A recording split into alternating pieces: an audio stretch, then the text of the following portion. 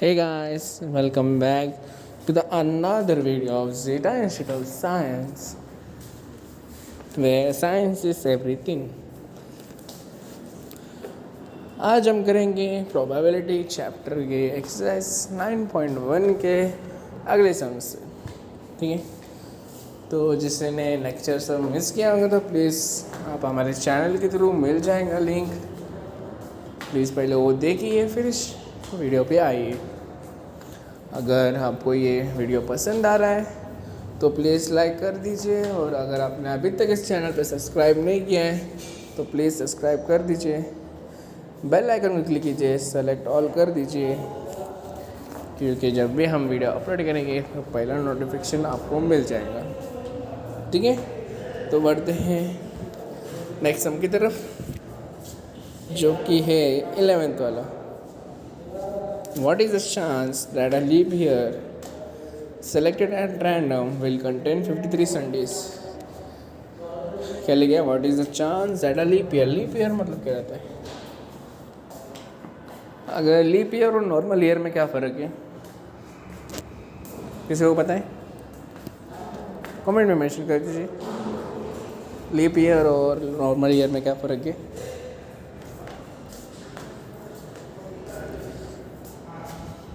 Yes, normal year में there are 365 days and in a leap year there are 366 days, correct? क्योंकि फरवरी में 29 days रहता है leap year में, एंड नॉर्मल ईयर में इट इज़ 28 डेज, जो कि इस साल भी 28 डेज ही है, जो कि नॉर्मल ईयर, ठीक है। तो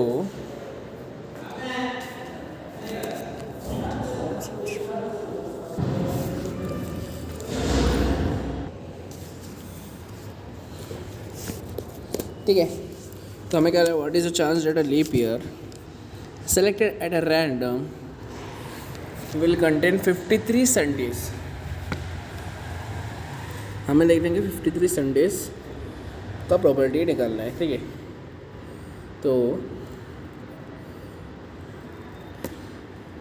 हमें पता है कि लीप ईयर में 366 डेज रहता है, ठीक है। तो 360 डेज में कितना वीक्स रह सकता है? There can be 52 weeks. 360 day में 52 वीक्स रहता है।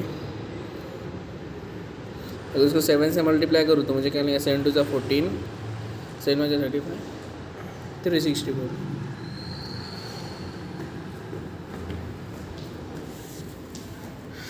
तो देर आर 52 वीक्स, जो कि 364 है, प्लस 2 डेज मोर रहता है, ओके। तो दिस 2 डेज कैन बी, ये जो 2 दिन है वो कुछ भी रह सकता है, जैसे कि it can be anything such as it can be 2 days can be Monday Tuesday,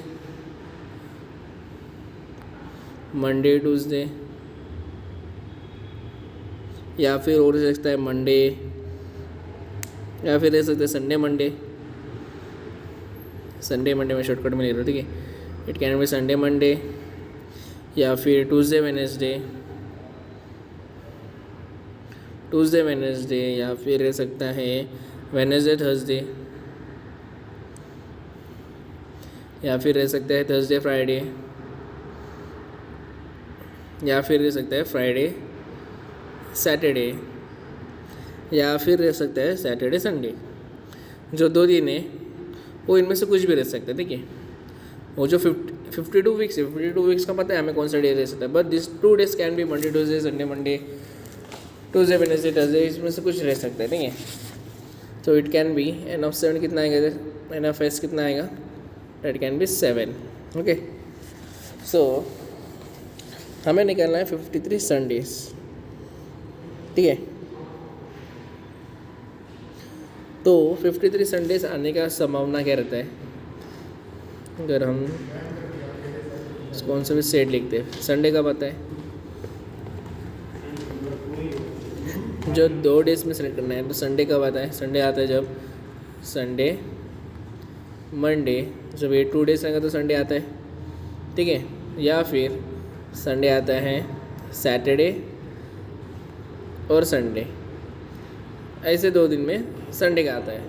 तो मतलब एन ऑफ ए कितना आया, 2 आया, ठीक है। So therefore P of A जो कि 53 संडेज लिख सकते हैं हम, N of A upon N of S जो कि है 2/7। सो द आंसर इज 2/7, ठीक है। अभी आप बोलेंगे सर 53 संडेज लिखा है, देखो 52 संडेज का हमें पता है, 52 संडेज, और 53 का जो 1 संडे पता नहीं है, तो 1 संडे का पता है संडे मंडे या फिर सैटरडे संडे।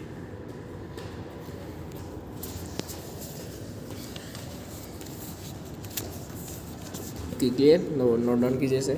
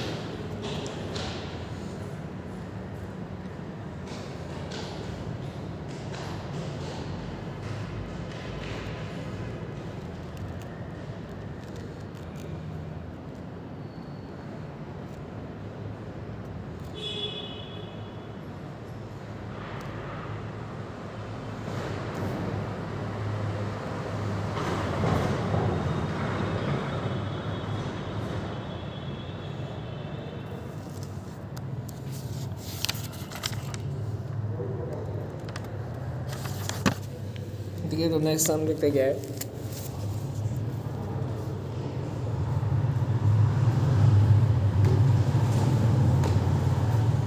नेक्स्ट सम में क्या लिखा है, find a probability of getting both red balls when from a bag containing 5 red and 4 black balls, 2 balls are drawn with replacement and without replacement. क्या बोला है, find the probability of getting both red balls, ठीक है।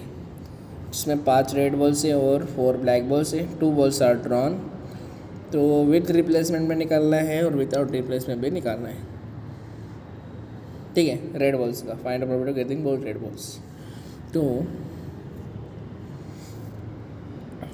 ठीक है, हमें क्या दिया है, 5 रेड बॉल्स है एंड 4 ब्लैक बॉल्स है, तो टोटल बॉल्स कितना हो गया, 9 बॉल्स है, ठीक है। सो 2 बॉल्स निकालना है, 2 बॉल्स निकालना है, यानी कि एक तो रेड बॉल में से 9C1 आएगा और दूसरा है जो कि 9C1 जो कि ब्लैक बॉल भी ले सकता है, ठीक है। तो इस हिसाब से 9 × 9 तेरा टोटल 81, तो एन ऑफ एस कितना है, 81। क्यों मैंने 9C1 लिखा है, क्योंकि 9C1 दोनों का टोटल, इसमें से एक रेड बॉल रह सकता है या फिर एक ब्लैक बॉल रह सकता है, तो एन एस क्या है, 81। तो पहला क्या बोला है कि getting both red balls with replacement, ठीक है, दोनों रेड बॉल रहने का चांस है पहले इसमें, ठीक है। तो हमें पता है कि 5 रेड बॉल्स है, उसमें से चांस क्या है, दोनों रेड बॉल्स निकालने का, इसका मतलब 5C1 and 5C1। So N of A क्या रहेगा, 5C1 × 5C1 जो कि है 25। So P of A equal to N of A upon N of S जो कि है 25/81, ठीक है। समझ में आए 25 कैसे हैं, बिकॉज दोनों रेड बॉल्स रहेगा, तो दोनों रेड बॉल्स रहेगा तो एक, ठीक है, दोनों रेड बॉल्स इसलिए 5C1, ओके। तो इसे नोट डाउन कीजिए।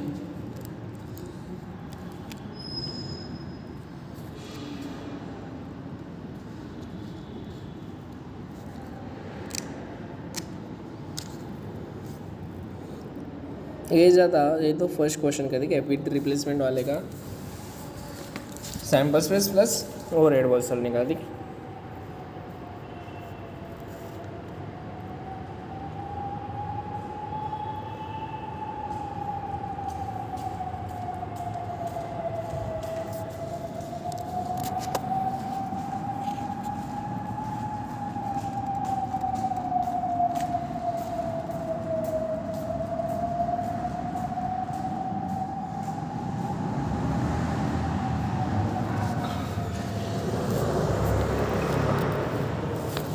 ठीक है।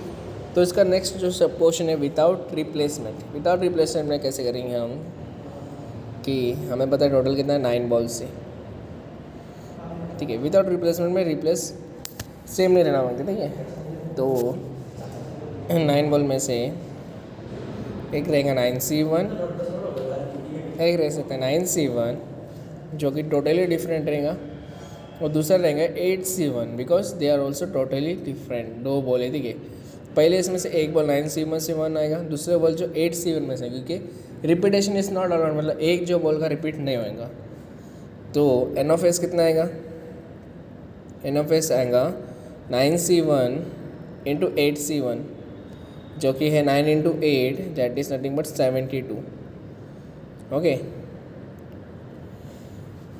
अभी हमें निकालना है probability of getting both red balls without repetition. हमें पता है कि 5 रेड बॉल है, ठीक है, विदाउट रिपीटेशन, मतलब एक रेड बॉल इसमें से आएगा 5C1 एंड दूसरे में से आएगा 4C1 में से, because repetition is not allowed. So 5C1 and 4C1। तो हम लिख सकते हैं कि n of B equal to 5C1 into 4C1 जो कि है 5 into 4 that is nothing but 20। So N of S equal to N of B equal to probability of B equal to N of B upon n S जो कि है 20/72 जो कि है 5/18, ठीक है। समझ में आया? विदाउट रिप्लेसमेंट दोनों में फ़र्क है। विद रिप्लेसमेंट में इधर 5C1 आया था, इधर 4C1 आया, इतना ही डिफरेंस है, ठीक है। तो जल्दी से इसे नोट डाउन कीजिए।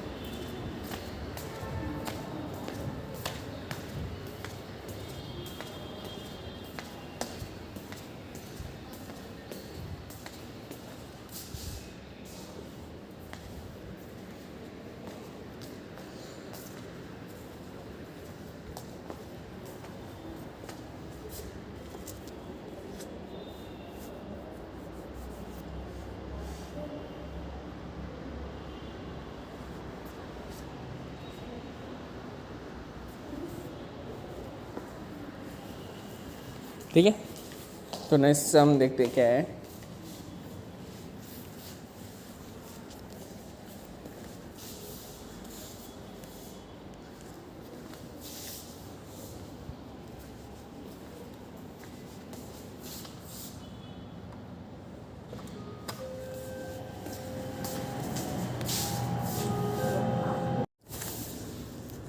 ओके, तो नेक्स्ट क्वेश्चन लिखते क्या है।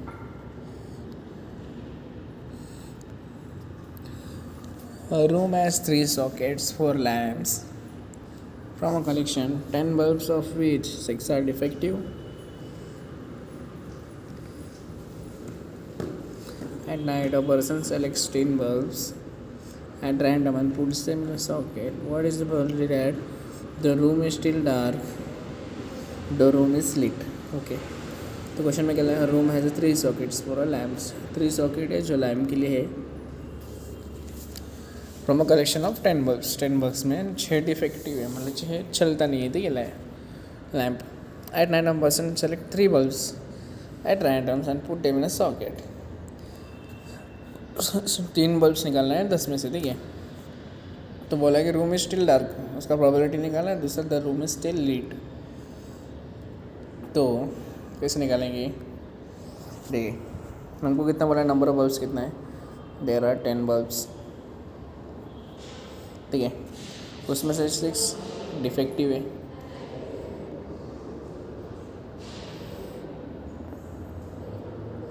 ठीक है।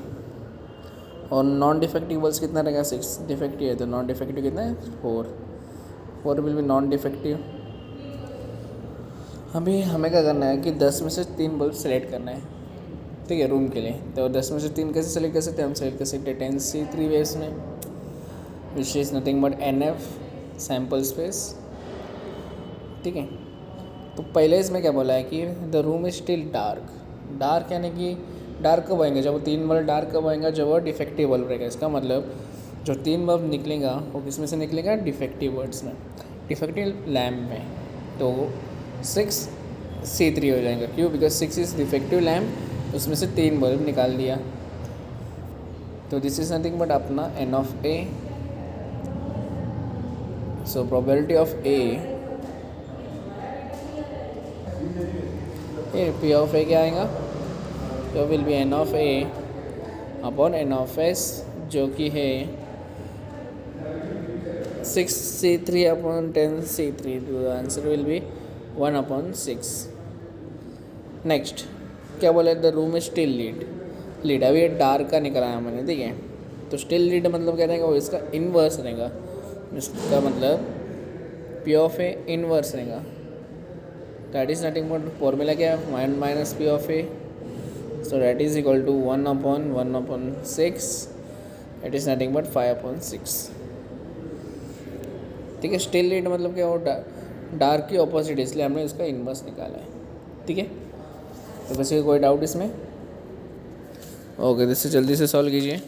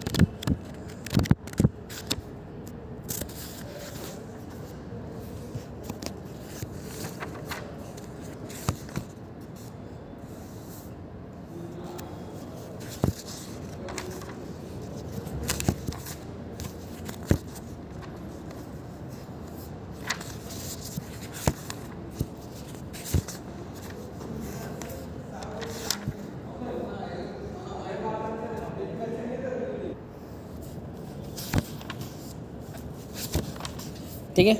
तो जो नेक्स्ट जो क्वेश्चन रहेंगे वो सब आपको होमवर्क के लिए, ठीक है। तो जो समझेगा होमवर्क के लिए, किसी को कोई डाउट रहेगा तो कमेंट में मेंशन या फिर व्हाट्सएप के ग्रुप में बता सकते हैं। तो आज हम करेंगे कुछ नया टॉपिक है। शुक्रिया। नया टॉपिक ज़रा इंट्रोडक्शन देखेंगे इसके। तो नया टॉपिक जो कि है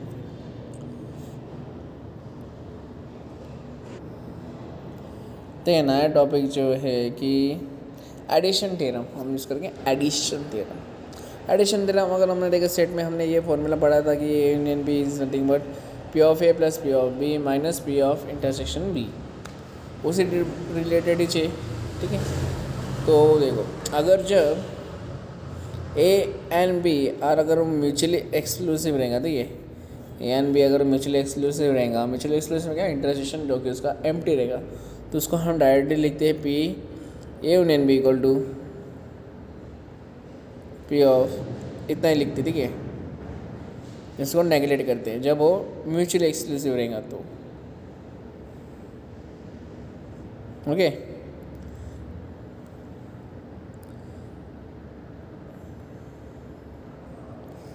और उसका एक और फॉर्मूला है, और उसका एक और फॉर्मूला क्या दिया है? ए P ऑफ A। तो हमें पता है कि P ऑफ A को हम ऐसे लिखते हैं, ठीक है। तो इसमें इतना पढ़ना नहीं है, उसको मैं आपको सिर्फ फॉर्मूला लिखाना है। इधर से फॉर्मूला कैसे कैसे लिखना है? P of A union B। Addition theorem हमने पहले भी सेट्स में पढ़ा है, तो इसके लिए ज़्यादा कुछ इसका कुछ थ्योरी नहीं है इस चैप्टर में, ठीक है। तो P of B minus P of A intersection B, this is nothing but addition theorem. इसका थ्योरम आपको नहीं क्या एग्जाम में नहीं आने वाला है, इसलिए आपको करने की कोई ज़रूरत नहीं है। और इसका दूसरा वे कि P of A union B अगर वो म्यूचुअली एक्सक्लूसिव रहेगा तो इसको हम लिखते हैं P of A plus P of B तक, इसके आगे कुछ करना नहीं है। ठीक है, तो ये बस इंट्रोडक्शन था। तो मिलते हैं नेक्स्ट लेक्चर के टाइम। ठीक है, जो बच्चा कुछ होमवर्क है, आई थिंक 7 क्वेश्चन आज को होमवर्क के लिए दिया है, तो प्लीज़ होमवर्क कर लीजिए। ठीक है, तो मिलते हैं नेक्स्ट लेक्चर के time. Till that time, this is Anish Radhakrishnan from Zeta Institute of Science, signing out.